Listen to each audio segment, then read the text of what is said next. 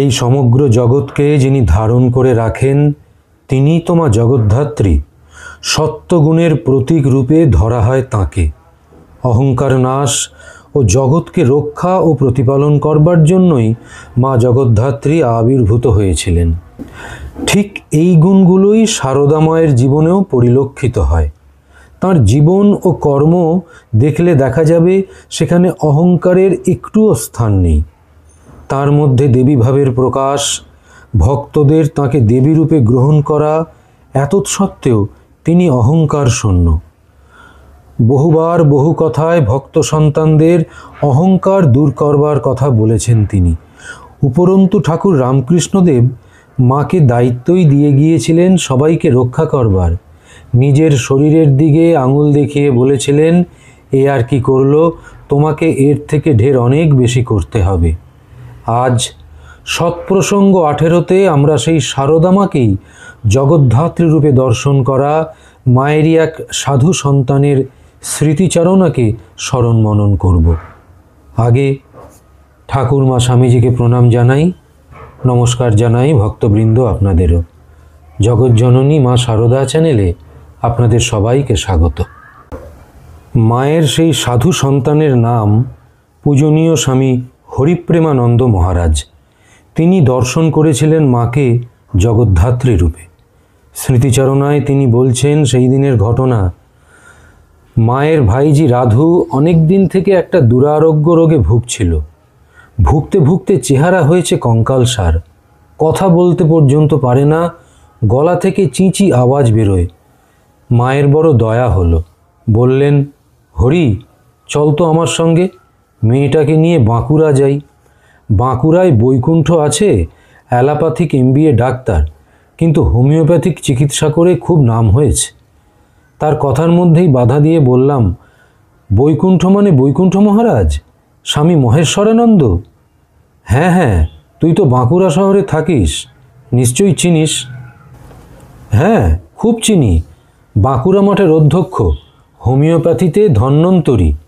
মা উত্তর দিলেন, হ্যাঁ রে, ওর কথাই বলছি। তা মা তো এলেন ভাইজিকে নিয়ে, আমিও এলাম ওদের সঙ্গে।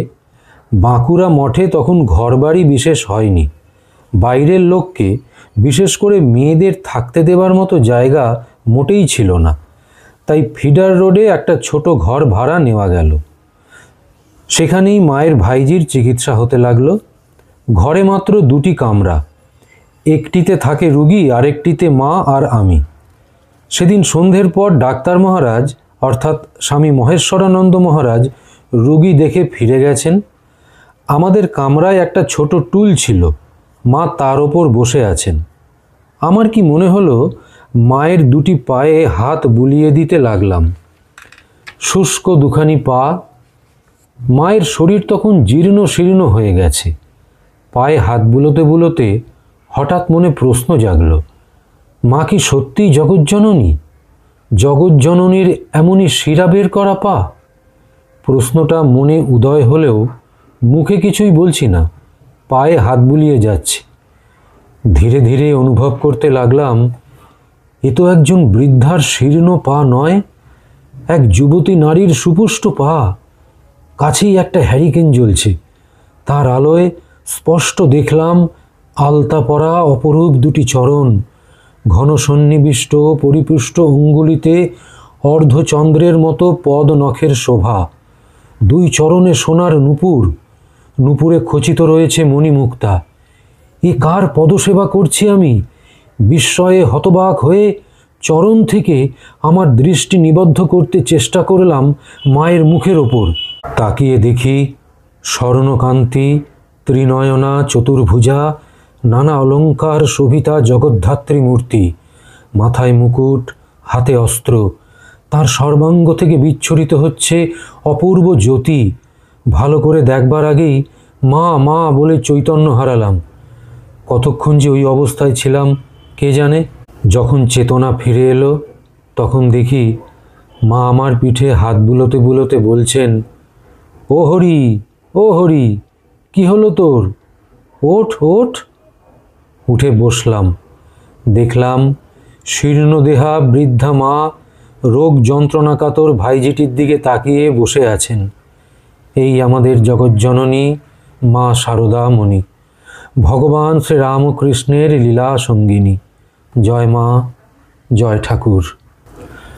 বন্ধুরা, মায়ের দেবীরূপের প্রকাশ আরও কিছু ভক্ত সন্তান প্রত্যক্ষ করেছিলেন, কিন্তু মা আমাদের অহংকার শূন্য।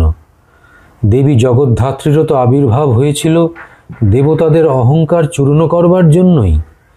কাত্যায়নী তন্ত্রে ও উপনিষদে বর্ণিত আছে, মহিষাসুর বধের পর অহংকারী দেবতাদের অহংকার চূর্ণ করবার জন্য দেবী জগদ্ধাত্রী আবির্ভূতা হয়ে দেবতাদের দিকে একটা তৃণ ছুঁড়ে দেন।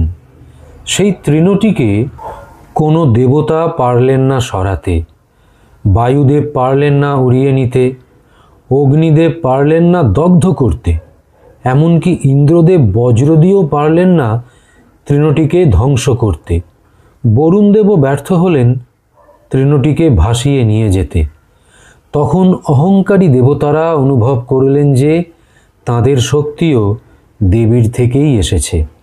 তখন দেবী জগদ্ধাত্রী রূপে তাদের সামনে আবির্ভূতা হলেন। তিনি প্রমাণ করলেন এই জগতের ধারিণী ও পালিকা শক্তি তিনি, যেমন ছিলেন আমাদের শারদা মা। প্রিয় বন্ধুরা, আজ তাহলে এখানেই থামলাম। ঠাকুর, মা, স্বামীজি আপনাদের কল্যাণ করুন। নমস্কার।